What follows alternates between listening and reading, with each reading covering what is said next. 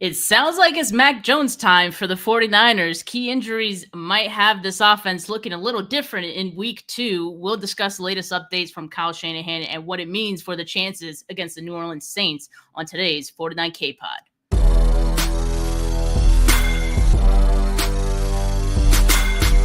You're listening to the 49 Carats Podcast, a 49ers Goldmine production with Stephanie Sanchez.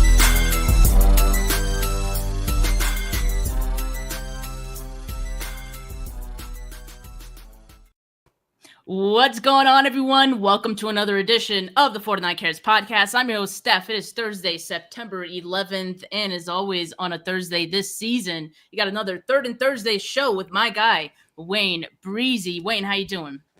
Bang, bang, bang. What's going on, Niner faithful? Oh, man, week 2 coming up. We got the New Orleans Saints. We on the road, so it's going to be interesting because we got a lot of holes to fill. It's going to be interesting. Yeah. Yeah. East Coast. Yeah, it's going to be really interesting for sure. But Wayne, let's not bury the lead here. We got some updates from Ian Rappaport this morning.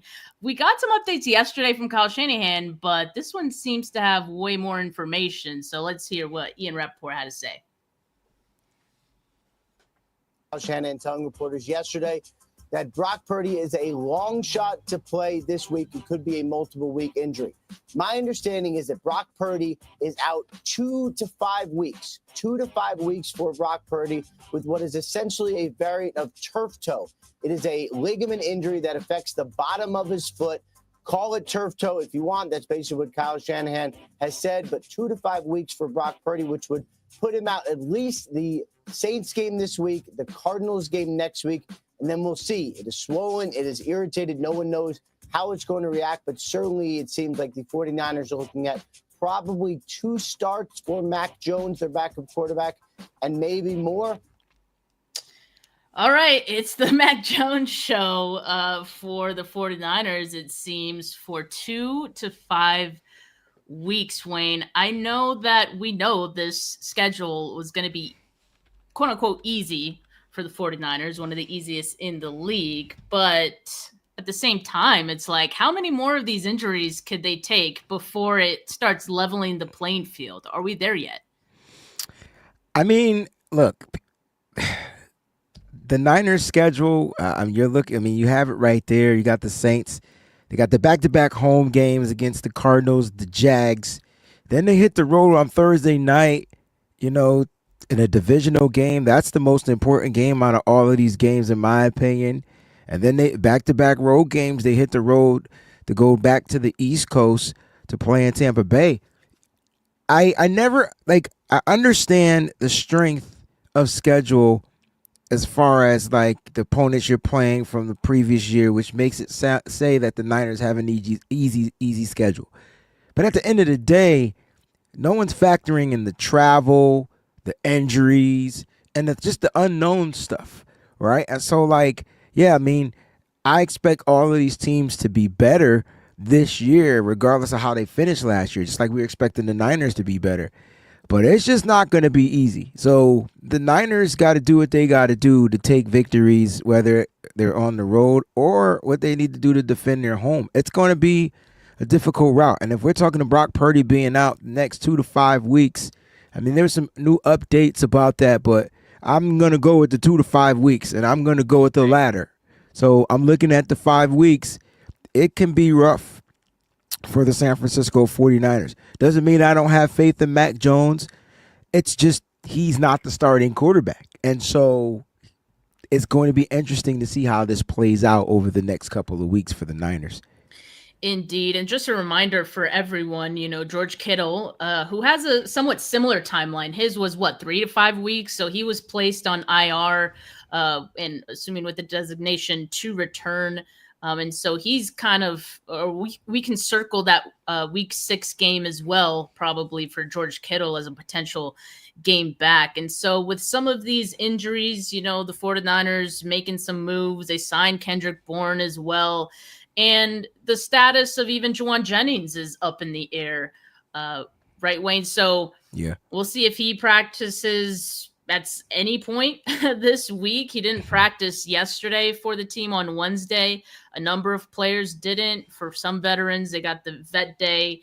And Wayne, you see Trent Williams with the vet day, but also with a knee, which Well, that wasn't there before. because So he something did to keep get an eye on. injured in the game, Steph, He but did. he came back. He came back. Remember, Yeah. he did. He was limping for a second, so we're assuming he got a sore kneecap or something. Like, you know what I mean? But you're right. It's a new injury on the report. You're right. New injury, just something to keep an eye on, because like we know Trent Williams, he misses games, right? So Yes. hopefully it doesn't overlap with some of these other injuries that we're already tracking. That could just be worst case scenario for the 49ers. And if the 49ers did work a quarterback, Niner faithful ass, yes, they did. They worked out Mike White yesterday. Haven't signed him yet. In fact, they signed the tight end, right? They Messiah. worked out Messiah Swinson. That's an elite name right there. But he's signed to the practice squad. And I have to imagine that they probably elevate Adrian Martinez. Well, Adrian Martinez, yeah, he's also available. But as far as from the tight ends, Braden Willis probably gets the promotion to the 53-man roster here soon. Probably announce that at some point today. Yeah, I think that's what John Lynch alluded to on KNBR today. Said that he would more than likely be promoted to the 53. And the reason why I said Adrian Martinez is because Mac Jones, if he's the starting quarterback, you're going to need a backup QB. So he's going to get promoted as well. And they'll probably sign Mike White to the practice squad or sign Mike White to the roster and works. I don't know. It's just so many ways they can go about doing things. So we'll see what happens. We'll see what happens. But Wayne, I want to ask you, how much faith do you have in Mac Jones as the starting quarterback?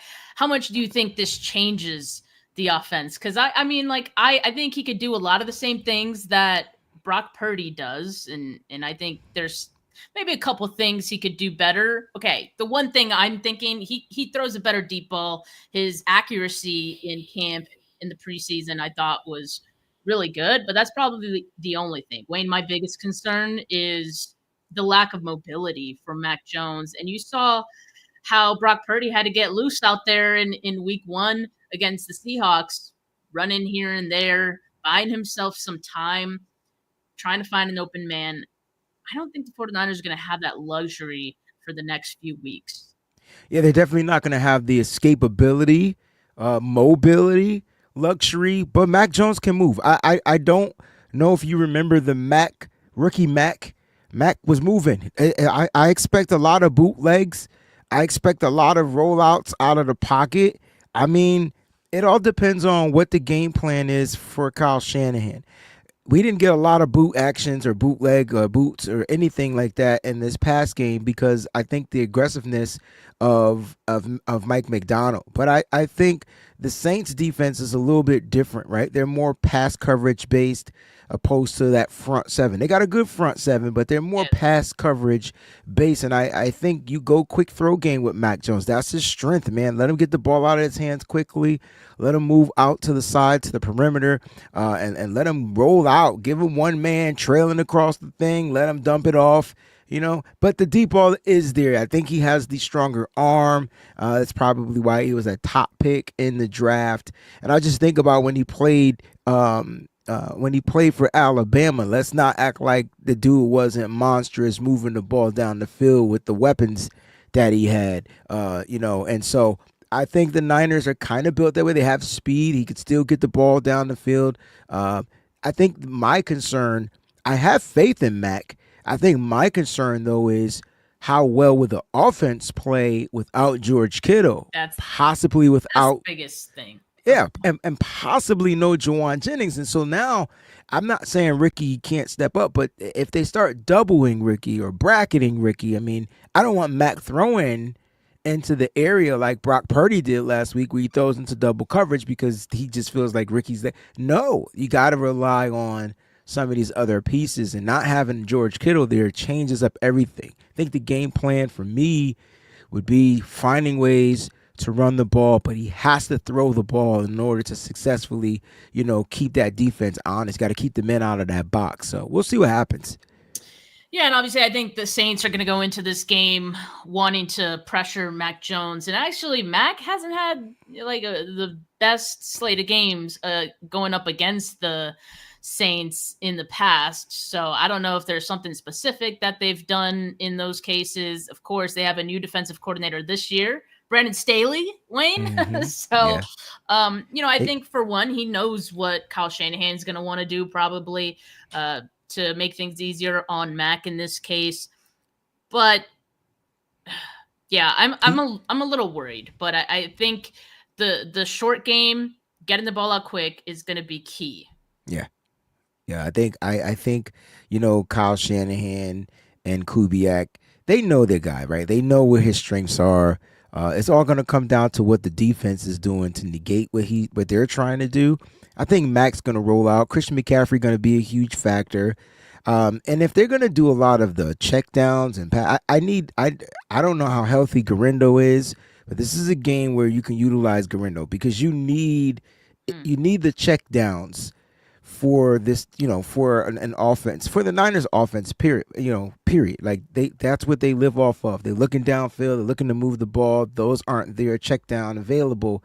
I don't want to overload Christian McCaffrey like we did last week in week 1, but he was like the only option. They tried a couple with Brian Robinson. That's just not his game. And so maybe we get a little bit more Garendo this week if we're going to be utilizing that check down and pass protection. So we'll see what happens. Like I have faith in him. I have faith in the team, but the team, not just the quarterback, but the team is going to look a lot different this week. A lot different, especially on offense. I don't think we're worried. That's what I mean, especially on offense. Yeah. Correct. On offense, we're not too worried about the defense. Thankfully, I mean, there was a time where we thought the offense was going to have to carry this defense for the first few games of the season. Now, all of a sudden, it's looking like the opposite. And after that week 1 performance from Robert Saleh and this defense, I do feel better about that side of it. By the way, Wayne, a couple of updates from John Lynch as he was on KNBR this morning. You did mention the Adrian Martinez thing. It does sound like they're leaning towards him being the QB2 on Sunday. Another thing he mentioned was that rookie running back Jordan James will be healthy and ready to go for week 2, which to your point, yeah, that is interesting because you're just talking about Isaac Garendo. Maybe we see a little more of him. Maybe we see some Jordan James in this game. I mean, I don't know. Yeah. Sure. They got a lot of running backs suddenly, which is a good problem to have. I mean, the Saints are ranked 25th against the run. They gave up 146 yards last week to James Conner, Kyler Murray, and Trey Benson. So I think this is the rush attack. We talk about Mac Jones. I think we have to figure out how to sustain and run the ball, right? Like run the ball, sustain the run. I got to tip my hat to Kyle Shanahan. He stuck with the run last week, regardless if it was 1 yard, 2 yards, negative yard. He just stuck with it. That's what I'm talking about. Stick with the run game. Eventually that defense will wear out, especially if you're able to get your outside zone runs working. So the focal point of the offense for the 49ers this week, of course, as always, needs to be Christian McCaffrey. Like, that's a given. He's going to be catching passes out of the backfield as well. He's going to be a check down option at all times for Mac Jones. I'm sure we see that a lot in this game. And I think the other player too would maybe be, I mean, I think Ricky Pearsall potentially. Mm-hmm. But aside from that, like you're missing George Kittle. Do we see another Jake Tunges breakout in this game? I don't know. I think it's going to be a little tougher for the Niners this week. One thing I wanted to mention about the Saints defense, they sacked Kyler Murray 5 times. 5 times. Week, and that's a quarterback who can move. 5 times. I mean, so part of those sacks was his mobility not being, but 5 times. It wasn't just the ones where he was just standing in the pocket. No, he was trying to move, get out the pocket. They caught him from behind. Boom. Still, like 5 times though. 5 sacks. They still lost, but they did sack him 5 times. The Saints defense, regardless if Brandon Staley is running it, Steph, they tough. Yeah, I'm not gonna lie. I think so. They tough. And I don't think, in my opinion, I don't think the Arizona offense is high powered as what I feel like the Niners offense should be, but the way the Niners offense is set up now, they might be similar. I don't expect a lot from the Niners offense in this game, like you said, not just because Mac Jones is starting, but because the way the offense is shaped up to look. Now, look, Braden Willis, tight end 3, he's your receiving guy. Like, why not utilize him? Maybe find a way to get him the ball in his hands. He's more of a playmaker than he is everything else. So we'll see what the Niners do with their tight end sets out there. But Luke Farrell's got to continue to be that blocking guy, and Jake Tonjes, hopefully he'll catch a couple of passes. Starting to feel like a preseason game. It's starting to feel like a preseason game. Look like out there. But look, Keith mentions Juice. That's the guy I wanted to highlight because, Juice kind of stepped up last week a little bit after Explosive George Kittle plays. exited.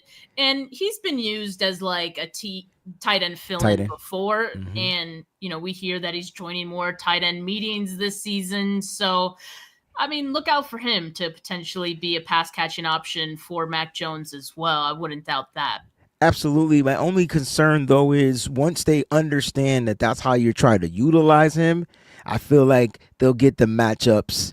They'll change their matchups. And so if the Saints don't adjust to it, abuse it. Like, you know what I mean? But if it's once they do adjust to it, you know what I'm saying? Juice did have the explosive 25-yard play last week against the Seahawks. I will say that I think the Seahawks defense is a little bit more I would say that they're more energetic than the Saints offense. Saints defense is a little bit older. Excuse me, I'm gonna make sure I use the right words. They're a little bit older. But you got to be wary. Their secondary is young and their secondary is feisty. That's why you got to find a way to run the ball. And the different element that the Niners don't have is the mobility, like you said, from the quarterback. See, Kyler Murray made that Saints defense play honest. So I think we're going to see some blitzes. They blitzed last week as well against Kyler Murray. A lot. So that's what I'm saying. They're gonna try to test Mac Jones and that mobility real quick. And Wayne, do you have any worries about the offensive line? Because I've seen that, right? Like, this offensive line, all these pressures is Trent Williams on the decline. I understand Trent gave up the 6 pressures, but it was the way that they were kind of like attacking him. Like they literally were like sending the cross like bodies at Trent. So Trent blocks his guy, and here comes the other guy, and that guy is coming at you. It was so weird. They were literally game planning at Trent Williams. So, yeah, the pressures were there. I thought he was pretty decent in run blocking, though. I saw a few pancakes. He had a couple of guys on the ground. He was moving, too. He was moving after the knee injury, when he got hurt. So, that's a good sign. I don't think he's slowing down. I don't think he's out of shape. I just think they were coming at him left, right, up, down, select, BA, start. They were coming at Trent. I don't feel like the Saints are built the same way. Plus, Brandon Staley's not. Yeah, I know it's a copycat league, but Brandon Staley's really not that type of guy, like the way that they were blitzing and stuff in Seattle. Brandon Staley, Mike McDonald, a little different how they attack. But, hey, it's copycat league, so got to be prepared and find ways to, negate it. I think my only concerns last week with the offensive line wasn't about the pressures. They gave up like 17 pressures or 13 pressures or something like that. I can't remember off the top of my head.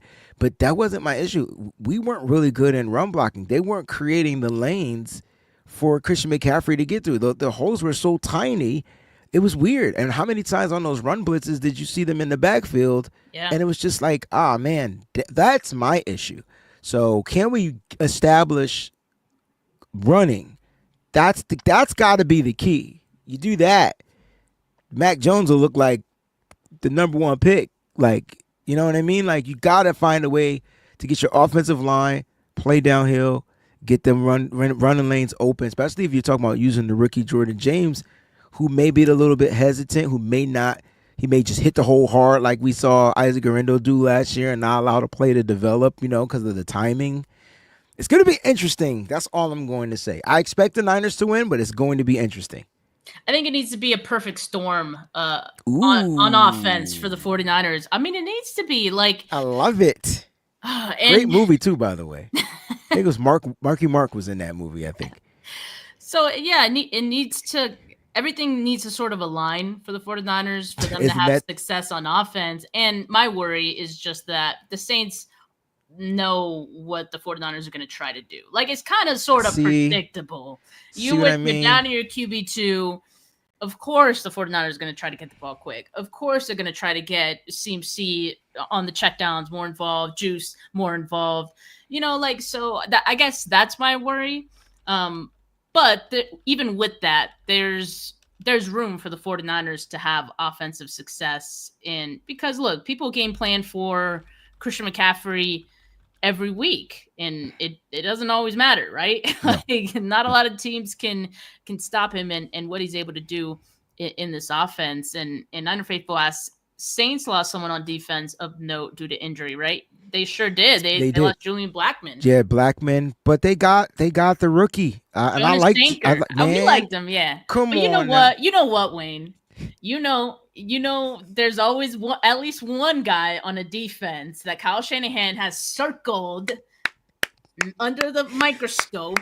And it's Jonas Sanker this week. Like, he's going to try him. He's going to try him just you like have you to. were trying Upton Stout last you week. Have to. You have to. You have to. You have to make Jonas adjust. Just like Upton Stout had to get right. Like he got right. He got welcome to the NFL real quick. I mean, gave up a couple of burners down the field. Had a great PBU to close out the game, but a couple of burners down the field. I was like, oh man, he got beat on double moves. That like they don't have the route runners though. I don't think they have route. Well, I'm sorry, I'm lying. I'm lying. I don't know if Olave is as good of a route runner as JSN, but I think Brandon Cook still got some route running in him. And so you can't forget about old man Cooks. That's a guy that's seen football for like 15 years. Like, and he's playing still like as a good wide receiver. So they got good route runners. The key though, and I talked about this on the keys to victory, you gotta rattle the rattler. Like, you know what I mean? Like you rattle the rattler. You gotta get to Spencer, man. Like, get to Spencer early. This is a game where I'm expecting Saleh to just say, "Don't worry, Kyle, I got this." That's what I'm expecting. And I'm expecting his players to secure the victory and get the Niners into 2-0. That's what I'm expecting. I'm going to be honest. I'm not expecting the offense to do much. It's not the offense that we know. I'm expecting the defense, though, to hold this junk down on the road. I always need my defense to show up on the road. Keep the game at bay. Offense can do what they need to do to manage the game. Defense, seal it. That's what I'm expecting. This is going to be a disgusting defensive battle. Not a lot of scores going on. It's going to be a weird 1 o'clock game. Yeah, it's going to be one of them. We're going to be on, what's that show? NFL Red Zone. We'll be on there probably twice. No red zone action. But you know what, Wayne? Maybe that's okay for the 49ers because they got themselves a new kicker. Let's get into this segment, third down conversions. So we didn't do this part of it last week, Wayne, because, we didn't really exactly have a game to go off of. But now after 1 week of 49ers football, I think we could play this one. So I'm gonna lay out a scenario, and you're gonna tell me if we're converting or we're punting, and basically, like, do you agree or disagree? Punt, gotcha. Disagree. All right, so Moody is gone. Gone. So the special team struggles are behind them. Mm-hmm. Are you converting or punting?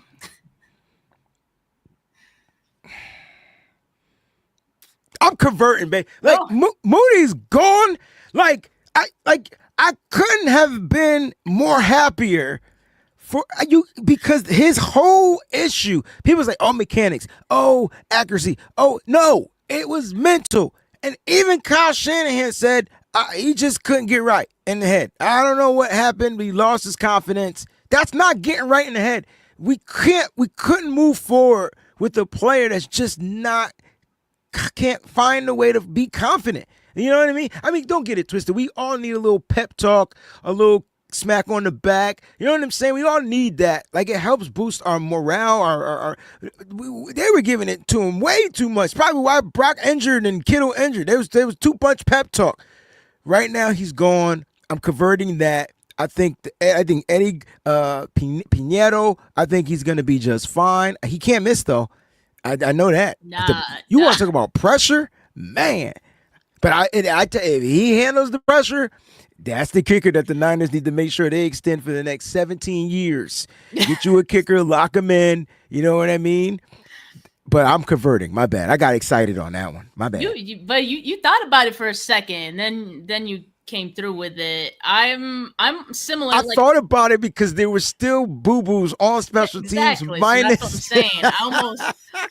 I almost was gonna punt to after week 2 and say let's just have another week to decide. But Wayne, I want to convert this because I do think for this week, this type of game that we're talking about that's going to be ugly, that may be low scoring, these are the games where your kicker matters.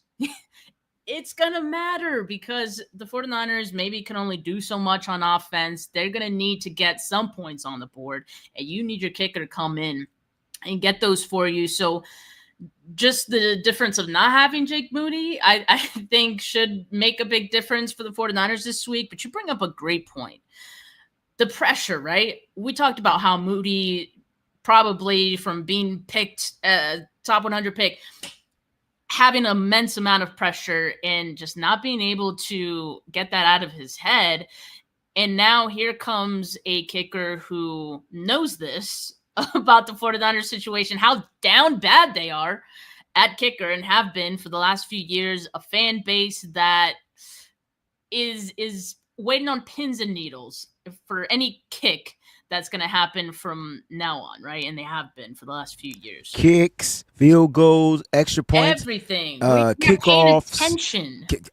We are going to be locked in. That's what I'm saying. So Eddie has to know this. Now, so far, Eddie has been very vocally confident.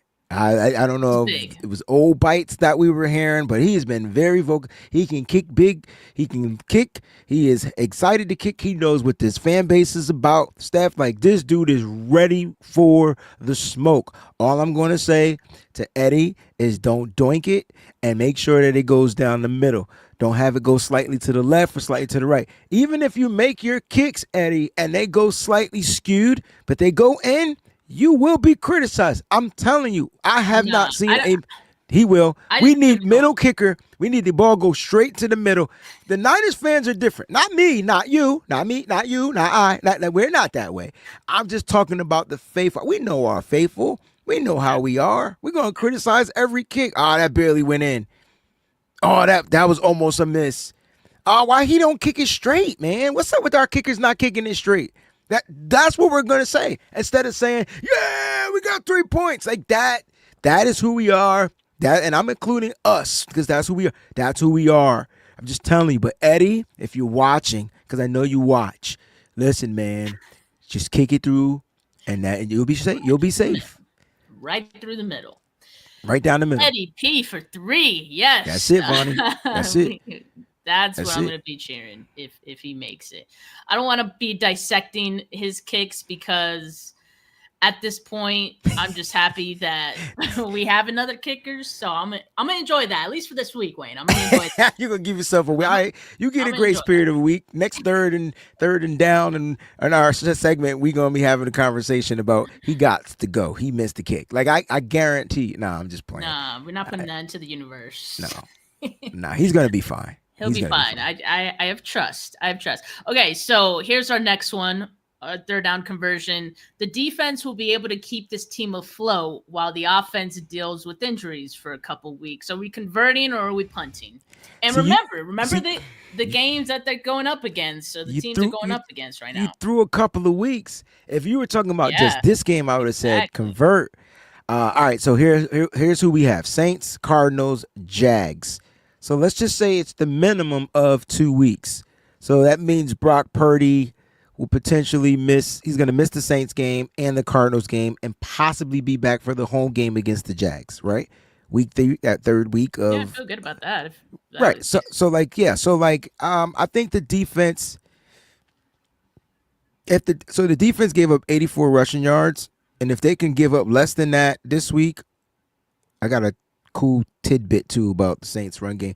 If they can give up less than that this week and stop the power running, I think the defense can hold it down. But damn, you really put your defense, you know what I'm saying? It's not the passing defense that I think is going to struggle. It's can the Niners continue to stop the run? I think the Seahawks passing offense is going to be a lot better than the Saints and the Cardinals.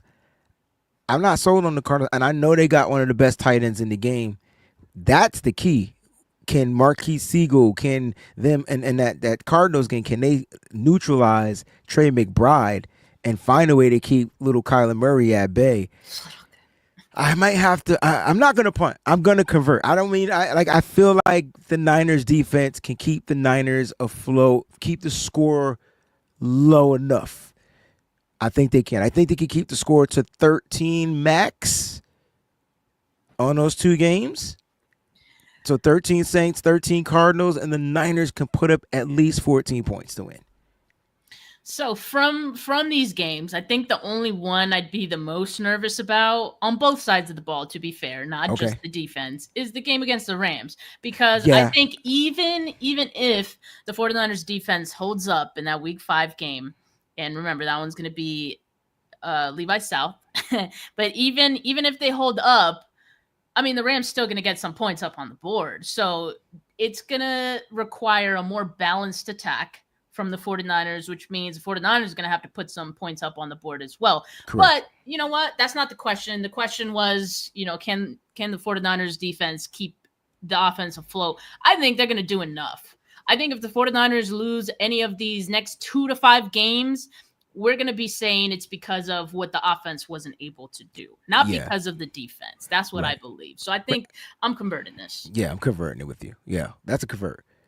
That was a hard one, though. It was hard. I know. And you're right. It's because I extended it to the 5 games. There's a couple of ones there that I think with all the injuries, it's really going to level the playing field for the 49ers. So suddenly games that we were circling as, oh, that's easy, that's a dub, is like, oh, well, not so fast. It could get interesting. But Wayne, let's talk about this game specifically a little bit more. 3rd and goal. 49ers' biggest goal in order to beat the Saints is what? Oh, remove Alvin Kamara from the equation. Like, to me, that's their best weapon. And you just gotta neutralize him, man. Like, and to be fair, he's played the Niners 3 times, and he's averaging only 17.7 yards against the Niners. He's not good against the Niners. This can't be the game where he all of a sudden becomes super mother freaking man against the Niners. Like, and I'm not expecting him to, because he doesn't play well against the Niners. So keeping that trajectory going is what the Niners need to do. Spencer Rattler doesn't do anything that's going to woo me. He was only sacked 1 time last week against the Cardinals, but I'm expecting the defense to tee off. Like, this is the game where the defense is probably sharpening their swords and their knives on the chopping block. And this is a game where you just peel back and you just let it rip. I think the coverage downfield is going to be fine. I'm not necessarily worried about a lot of the double moves that we saw last week from Jackson Smith and Jigba. But, hey, take away the run game. Stop the run. Force him to throw. He threw the ball 47 times last week. I got to tell you, like, I watched that game back, and I was actually a little surprised by what I saw from Rattler, because I think my perception of him came from a lot of what I saw from last year and maybe the year before that, where, he was definitely struggling. He looked like a guy who needed reps, and I think now being the QB1, he looks comfortable that role.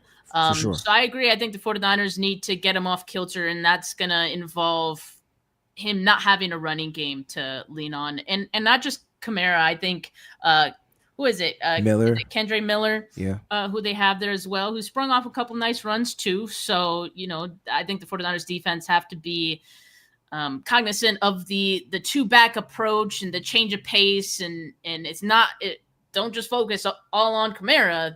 There's another guy out there too. But for me personally, Wayne, I'm going to say the biggest goal for them this week, get the ball out quickly on offense. Because I like that. If Mac is out there thinking, I don't think it's good.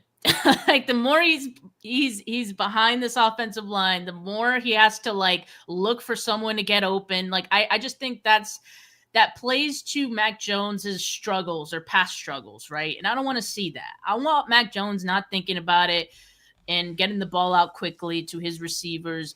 I don't care if this is a dink and dunk offense. but they just need to move the ball. And so Yeah. I think you just need to get the ball out quickly, put yourself in a position that you can at the very least, get 3 points on a drive. And that's going to be the thing that pushes them forward. I already have faith in the defense that they're going to, do enough.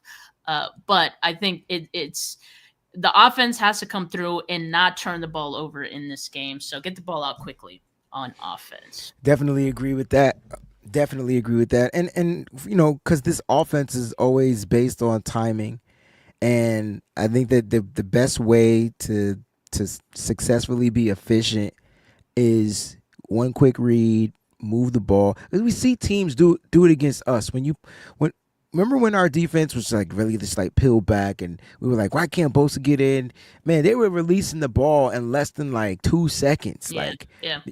You remember that? Because you had those stats. I was like, yo, like that was crazy. Like the first, like when we played Matthew Stafford, we know Stafford likes to dial up, throw the ball. Nah, he changed to a quick throw quarterback because he knew he was using the aggression of the Niners defense.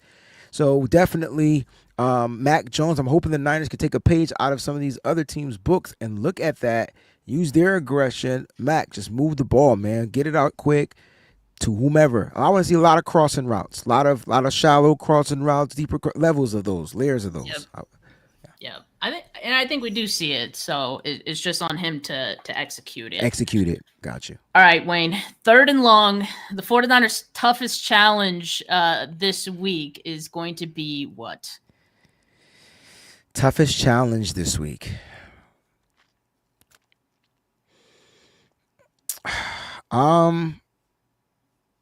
Toughest challenge? Probably just finding a way to win this game on the road. I know people look at the Saints and they're a shell of who they have been, but the Saints play the Niners very well all the time. Yeah. They're former NFC West team, and they play this team hard, just like the Falcons. Like I remember going to a Falcons game a few years back, and I thought we were going to demolish them. It was early in the season, like week 4 or week 5. I'm like, oh, we're gonna try. Yo, they punched us in the mouth. Who fumbled the ball? Jeff Wilson Jr., I think. Yeah. Somebody fumbled the ball early, and they never looked back. That can't happen.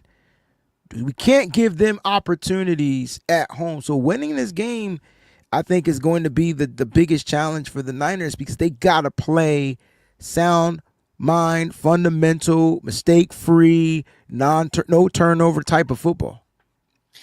All right, so mine, Wayne, I think that was a good one. Mine, though, is kind of connected to the biggest goal, because I think the biggest challenge in this one is going to be keeping Mac Jones upright. And we talked about the less mobility that Mac Jones has compared to Brock Purdy. I think there's going to be times where that does show up, and I think it's going to hurt the 49ers. That's how you get into unfavorable down and distances, 3rd and longs, literally, so I think this is going to be, that's where the getting the ball out quickly needs to come in for the 49ers, because if guys aren't getting open, if Mac Jones doesn't have anyone to throw to, I don't have a lot of faith in that being a successful play for the 49ers. So I think keeping them upright is going to be really important. However they do that, if they could do that, then I feel good about the offense. But I do think the Saints are going to bring in some blitzes. They're going to try to get in his face, see if he can handle the pressure. And just a quick sidebar. I know we already talked about Spencer Rattler, and we're talking about Mac Jones right now, but Spencer Rattler did not look rattled when the Cardinals brought in some pressure, and he was like throwing the ball with pressure in his face, and I thought that was impressive. But anyway, on Mac Jones, I don't know if Mac Jones has that same type of poise in the pocket. I think he could revert to bad habits sometimes. So the 49ers game plan needs to get him in a rhythm, increase his confidence. And so, keep him upright and get the ball out quickly. Those two go hand in hand. I agree. I couldn't agree more. That's what the quarterback hits were atrocious last week. Brock Purdy was only sacked one time. That was, the safety blitz from Julian Love, but he was hit a lot. But that's because Brock Purdy sometimes just chooses to stay in that pocket. The very last second, boom, boom, boom, you're going to see him take those hits. Mac Jones, if he's moving the ball and getting the ball out of his hand quicker, it should be less quarterback hits, even though he doesn't have the mobility as Brock Purdy. So I think there's a little mobility there. We just haven't seen much of it, because I'm going back to watching him play A in Alabama and B his rookie season. Like Josh McDaniels, in my opinion, got the best out of Brock Purdy. And then McDaniels left, became the coach of the Raiders, and then not Brock Purdy, Mac Jones. And then he became the coach of the Raiders, and then the decline of Mac Jones started happening shortly after that. So that's what we're dealing with. Can Kyle get the best out of Mac Jones? Will Kyle use Mac Jones to his best abilities? Yeah, he could do this, but he really does these things well. Do we see those types of play calls for Mac Jones? If so, Mac Jones can have a phenomenal game. We'll be talking about Mac versus Purdy. Like that's what we'll be doing. This is the last couple years has kind of been what Kyle Shanahan has done, right? Everyone talks about KOC, Kevin O'Connell out there in Minnesota, and Good how point. he's able to rehab quarterbacks. Well, I feel like Kyle Shanahan has gotten to rehab quarterbacks who have come into the league and, been looked at as these talented quarterbacks and then just fallen into situations that have not been good for their development.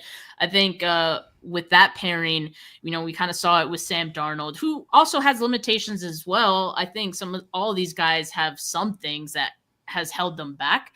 But the point is, Kyle Shanahan puts them in situations where what they do well is put on display. So I think we do see that with Mac Jones this week. And I feel way better about Mac Jones as a QB2 and as, a guy that needs to fill in for a couple games if he has to, more so than I did with Sam Darnold. And I think that's huge. I like I said, I couldn't agree more. Well, then, Wayne, we got nothing left to talk about. I think we end the show right here. I think we hit the nail on the head. He's agreed with me. Niners win, right? By the hair of their chinny chin chin. Like either way, they get the win. I think low scoring game. Winning is the only thing that matters this week. It's not even how. It's just get the job done. True. Oh my God! For the next few weeks, like without Kittle, without Purdy, it doesn't matter what it looks like on offense as long as everything else can stay together. Yeah, enough to get them this win. So. Man, I couldn't agree. Yeah, it's going to be an interesting one. It's not going to be the most entertaining. It might look ugly at times, but yes, I think ultimately they do have what it takes to win this one, Wayne. So thank you. I do want to quickly shout out Steph. Robert Saleh's defense with only 3 missed tackles last week. I'm expecting 2 missed tackles this week. They just get better. Like, get better. That's all I'm saying. Just get better. Like, you set the bar at 3 and 3, 2, 1, none. That's the trending. We're trending in that direction. But that was such an amazing thing. Oh, I did want to ask you this. Because the Saints do have a little bit more speed, do we activate Nick Martin this week? Or do you think he'll still be an inactive player? I think he'll still be inactive. I think what Luke Gifford did, like he played his role really well. He sure I did. don't think they need to change things up necessarily. Love what D Winters is doing. So if it's not broke, don't fix it. I get it though. Like I think at some point we see Nick Martin get more playing time. But I don't think they're at that point quite yet. I guess it's more like they called up Curtis Robinson and they activated Nick Martin, and it's probably because of special teams, right? Teams, yeah. Yeah. So I mean, if we'll see what happens this week. It's going to be interesting when these things come up. I'll be doing my Madden challenge at some point today, so I got a lot of things I got to change. I don't like that. Like I gotta take out Brock, take out this guy, take out this guy, put in this guy. They're messing with our templates, man. Yeah, just let it be, right? No, and let me tell you about the faithful. That ain't the lineup we putting out there. My bad. Like damn, I'm waiting for the injury report to come out. Dang. Well, 49er fans have very high standards. Very. When we say that the standards are gold, we talking gold, like Klondike Gold Rush gold. Yeah, we're just a little spoiled sometimes. But Mario says, sign off with the Bosa impersonation. Okay, I will. Fine. If you don't twist my arm. All right. All right, guys. So heading out to New Orleans this week, and it's going to be a tough battle against Spencer Rattler. And since, we're not going to have Purdy, no Kittle, I think it's up to us on defense to help them out. And I'm going to try to get a Sackaroonie this week, and hopefully we walk away with a win. All right, guys. Spot on. Appreciate all of you. Make sure you guys like this video for that impersonation at the very least. But also everything we talked about today. Great show. Wayne, thanks for thanks for coming on today. We'll talk next week. Audio listeners, leave a rating, leave a review, subscribe to both of our channels if you haven't yet. We put out some great content. As Wayne mentioned, he's going to be doing the Madden Sim later, right? Yes. All right. So make sure you guys play nice in his live chat later. Don't give him crap over the players he's putting in there. We got to make do with what we have. But appreciate all of you. Have a good rest of your Thursday, folks. We'll be back live tomorrow with a preview with KP and Desi to update us on some of those injuries. But for now, peace.